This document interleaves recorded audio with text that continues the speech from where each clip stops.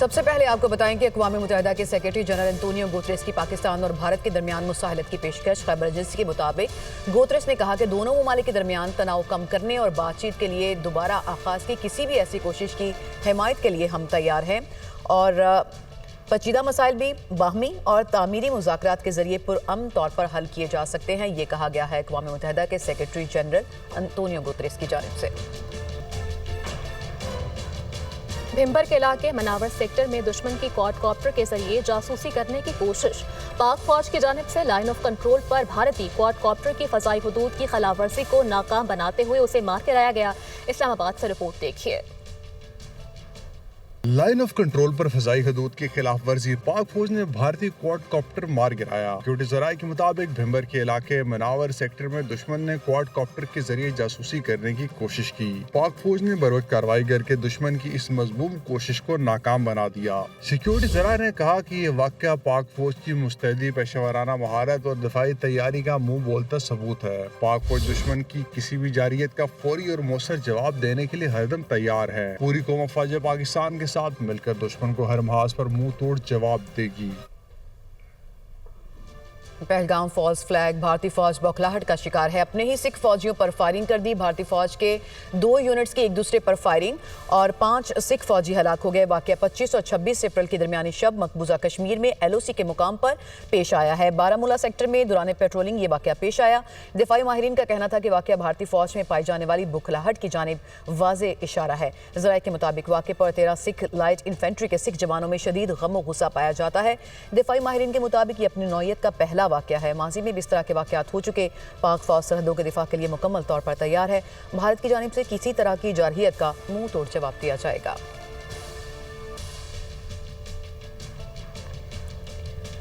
پہلگام ناکام false flag operation کا ملبہ بھارتی فوج کے ناردرن کمانڈ کے سر پر آ گرا ہے۔ مودی سرکار پہلگام فالس فلیگ آپریشن کی ناکامی پر بوکھلاہٹ کا شکار ہو چکی ہے۔ مودی سرکار نے بھارتی فوج کے ناردرن کمانڈ کے سربراہ لیفٹیننٹ جنرل MVS کمار کی چھٹی کرا دی ہے۔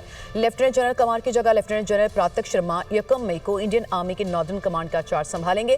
بھارتی فوج نے انٹیلیجنس اور سیکورٹی ناکامی کا سارا مربع لیفٹیننٹ جنرل کمار پر ڈال دیا ہے۔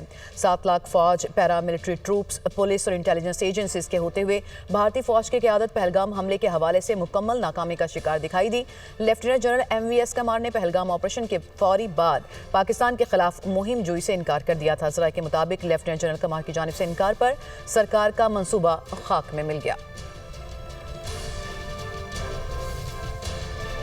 اور پہلگام فالس فلیگ آپریشن کے بعد بھارتی فوج میں شدید کھلبلی پائی جاتی ہے۔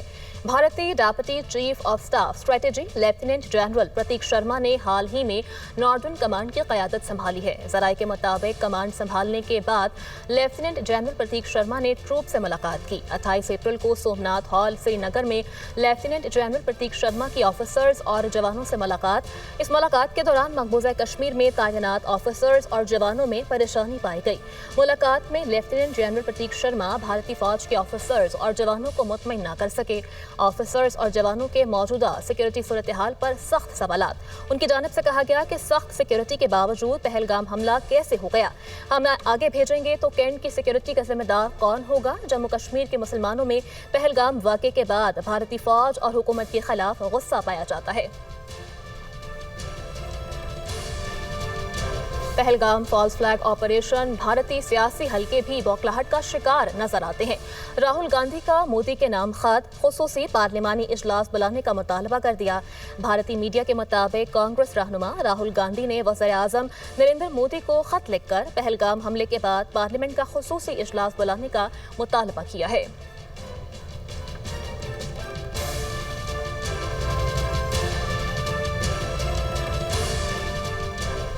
اٹاری بارڈر پر بھارتی میڈیا کی پاکستانی سفارتی عملے سے بدتمیزی، بھارتی فوج پولیس کی موجودگی میں صحافیوں کی پاکستانی عملے سے تکرار۔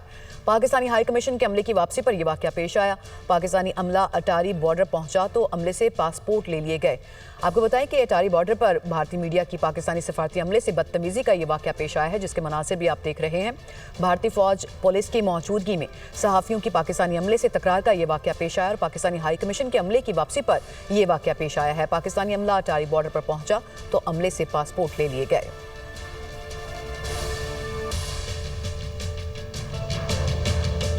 वफाकी वज़ीर दाखिला मोहसिन नकवी की अमीर जमात इस्लामी हाफिज नईमुर रहमान से मुलाकात हुई।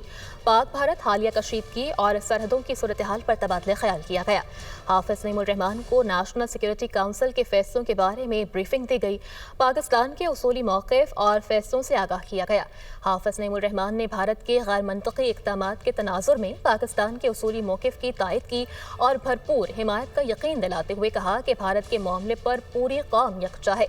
लाखों बेगुनाह कश्मीरियों को कत्ल करने वाली भारतीय सरकार को होश के नाखून लेने चाहिए। मोहसिन नकवी ने कहा कि जानबूझकर साजिश के जरिए भारत खित्ते का अमन तबाह करने के दर पे है। सियासी अकाबरीन और कौम भारत की किसी भी जारियत के खिलाफ यकजान है। पाकिस्तान की बहादुर मुसल्लह अफवाज दिफाए वतन के लिए पूरी तरह से तैयार है। जमात इस्लामी के सीनियर रहनुमा लियाकत बलोच भी इस मौका पर मौजूद थे।